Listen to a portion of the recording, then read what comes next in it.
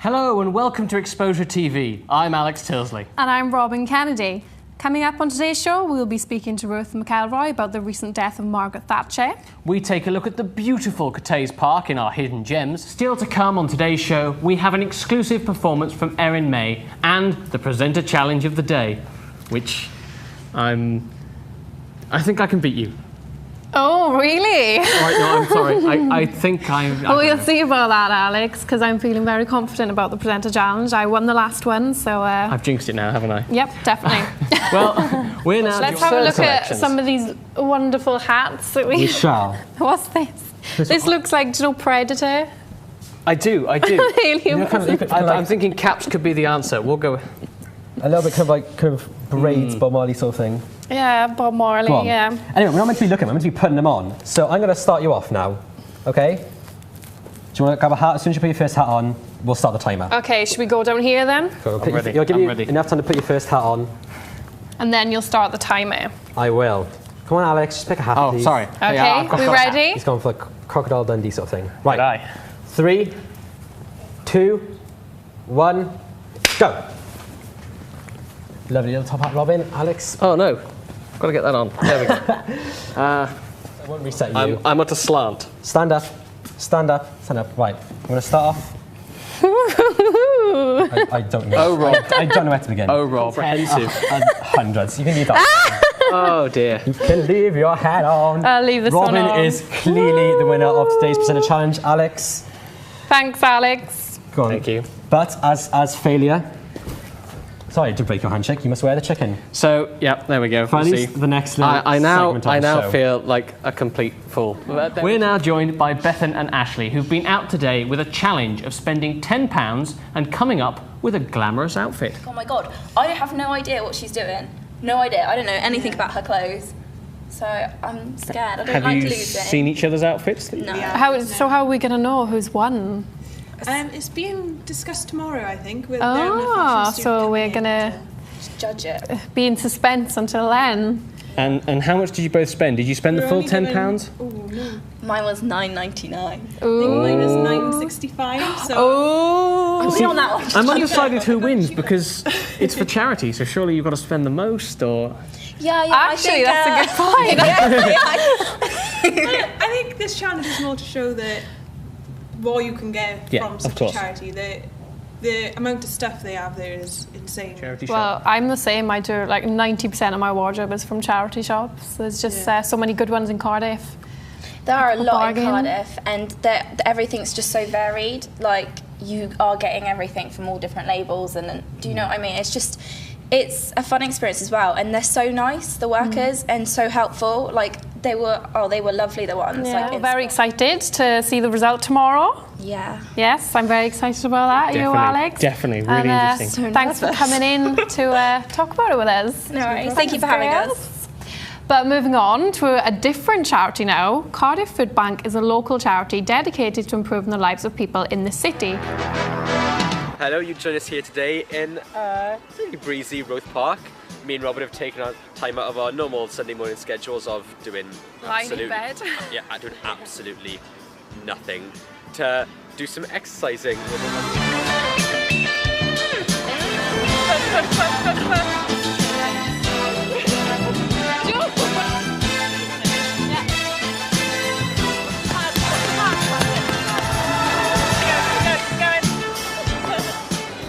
Vintage Fair is an event that occurs 4 times a year and gives people the opportunity to appreciate and indulge in vintage fashion and styling.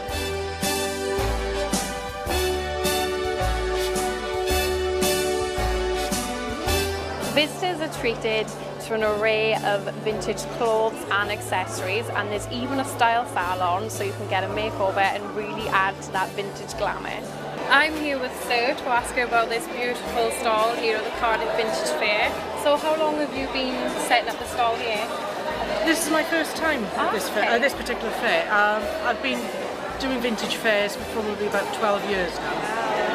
And I go all over the country. I mean, and there's always a great atmosphere here. Are you impressed with this one? Yes, yeah. I mean, there's quite a good mix of people coming through the door, so all age groups.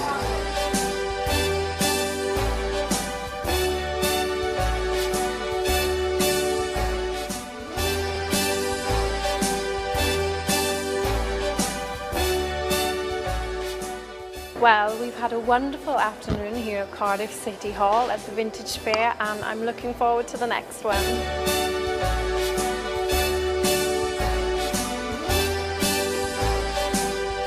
I'm Alice Campion. And I'm Robyn Kendi, and we'll be with you for the next hour. Over in the cloud, we have the lovely Leah Coombs. A visit. Also, we'll be talking with Richard Hand live in studio about his radio drama, which he wrote and directed. And we will have a roundup of all the exciting news around the University of Glamorgan today.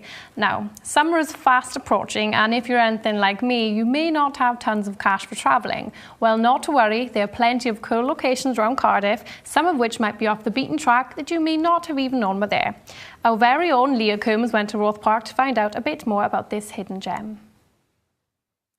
Welcome back to Exposure TV. We still have lots coming up later in the show, including a catch-up with a past alumni, Amy Dewitt, and find out what life is like after uni. Also, we have an interview with Will Barker, who works for the cancer charity Tenvis. But for now, it's over to Alice, who's been joined in studio by Richard Hand. Robyn is also a radio student, so... radio star. Yeah, sorry. Yeah, I went to the event with Richard on the weekend, the Zombie Symposium, and it was a great learning experience. Well, it certainly was for me. I was one of the voice actors in Lover's Lane, and I really enjoyed the sound effects, because obviously, as you said, everything was live. Like, everything was live. So we had, like, wine bottles with some cork to make like sounds of rats. Yeah. So it was, yeah. What else? We had a whole sort of range of levels of... And we broadcast obviously to a live radio audience, but also to an audience that were watching us in the theatre, didn't we? Yeah. So it's two very different things. Someone listening at home, they would just hear, you know, they're walking down this lane, and then the people who were watching live in the theatre see us doing all these crazy things on stage. Yeah. So other level of performance. It worked well, though. It was quite interesting because at the beginning, just before we went on air, we had to say to the audience, you know, you've got to keep completely quiet, and they were great. We are now joined in studio by Dan Hellier, a media tech student who has just set up Fast Track Records. But before we dive into questions about that, let's have a quick look at the previous event Fast Track Records has held, highlighting some of their talented performers. Thank you very much for joining us in the studio today, Dan. So how many performers have you actually got signed at the moment? We've got 3 artists signed with us at the moment. 3 artists? I'm here at Cardiff.com, which is a voluntary run organisation which is mostly funded by public donations. The home take in over 1,200 stray or lost dogs a year and reunite them with their family or rehome them. And I've come here today to find out a bit more about the work that they do. He is microchipped, but we haven't been able to trace his owners yet. We think that they've moved and not updated his chip details. But yeah, and one of the first things that we did is, because obviously we can't lose a dog. When we take a dog out for a walk, we cannot let them off lead. And a lot of the volunteers thought it would be amazing for the dogs to have somewhere where they could go off lead. So we built this garden. Maybe Robyn Kennedy will read them out. I will indeed, and I'm looking forward to seeing all that Exposure has for us today. And I'm even more excited about reading your tweets. And as Emily said, you can contact us on Twitter. How's it looking, Robyn? It's looking good, Alex. We've had a few lovely tweets in. Lucy Henderson has said, "Good luck, guys." And Celia Humphreys is saying, "Well done to all the GLAM students that have worked so hard to prepare for Exposure TV. Let the show begin, relax and enjoy."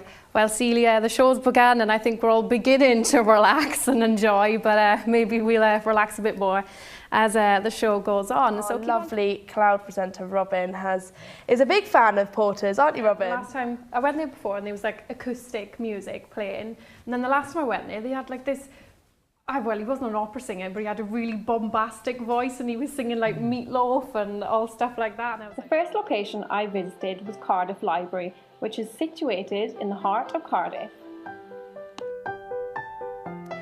Cardiff Library is open from 9 o'clock and it's free entry. What could be better at this time in the morning than sitting down with a good book?